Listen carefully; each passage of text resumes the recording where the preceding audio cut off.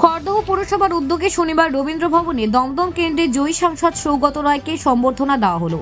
উক্ত অনুষ্ঠানে এদিন হাজির ছিলেন রাজ্যের কৃষিমন্ত্রী তথা খড়দার বিধায়ক শোভনদেব চট্টোপাধ্যায়, চেয়ারপারসন নীলু সরকার। অনুষ্ঠান শেষে সাংবাদিকদের মুখোমুখি হয়ে সৌগত রায় বলেন, এবারে 3টি শ্রেণী তাদের থেকে মুখ ফিরিয়ে নিয়েছে। হিন্দিভাষী হিন্দুরা, বড় বাড়িতে থাকা মধ্যবিত্তরা এবং মতুয়ারা। সাংসদের ধারণা, মতুয়াদের নাগরিকত্বের মিথ্যে আশ্বাস দিচ্ছে বিজেপি, তাই ওরা মুখ ফিরিয়ে নিয়েছে। এদিন সাংসদ সৌগত রায় দাবি করলেন, সংসদে এবার বিরোধীরা অনেক শক্তিশালী, ওরা কিছুই করতে পারবে না। পল্টুরাম নীতিশকে নিয়ে তৈরি সরকার 5 বছর টিকবে না। ব্যুরো রিপোর্ট, IHRO বার্তা। কি পার্থক্য দেখছেন লোকসভায় গিয়ে?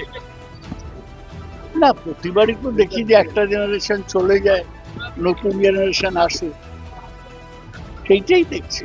এবার অনেক বিরোধীরা অনেক শক্তিশালী এই 24-এর নির্বাচন।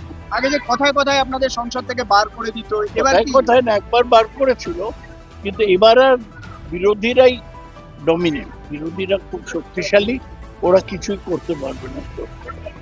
আপনি পল্টুরাম বললেন কথায়, বক্তব্যের মাঝে। নীতিশকে বলবেন, চলবে কি এই পল্টুরামদের নিয়ে? সরকার কি চলবে 5 বছর? অনেকেরই সন্দেহ আছে। মমতা ব্যানার্জি তো বলেছেন সরকার ভেঙে যাবে,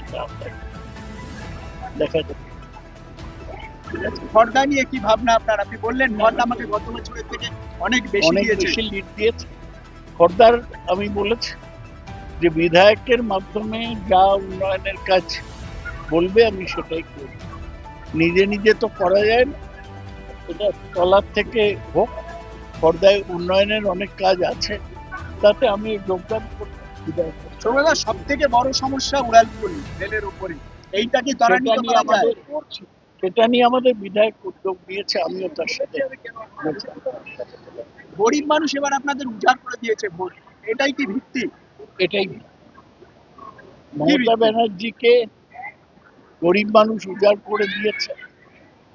3টে সেকশন দেয়নি, হিন্দিভাষী হিন্দুরা দেয়নি, বড় বাড়িতে থাকা মধ্যবিত্তরা দেয়নি, মতুয়ারা দেয়নি।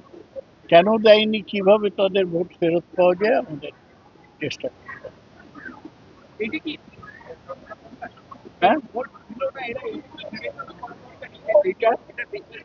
বিশ্লেষণ করেই তো আমরা বলছি। মতুয়াদের সরে যাওয়ার কারণটা কি? মতুয়াদের ওরা একটা নাগরিকত্বের মিথ্যা আশ্বাস দিয়েছে, সেই জন্য সরে গিয়েছে। মতুয়াদের জন্য কিছু করেনি বিজেপি, ওই একটা মিথ্যে আশ্বাস দিয়ে ওরা নাগরিকত্ব। রাজ্য সরকারের জমি উদ্ধার হচ্ছে, তখন দেখা যাচ্ছে ওখানে অনেক পার্টি অফিস। মমতা ব্যানার্জি তো বলেছে সরকারি জমিতে কোনো বেআইনি স্ট্রাকচার থাকলে সেগুলো ভেঙে দেওয়া হবে, দিচ্ছে না ভেঙে, সঠিক কাজ।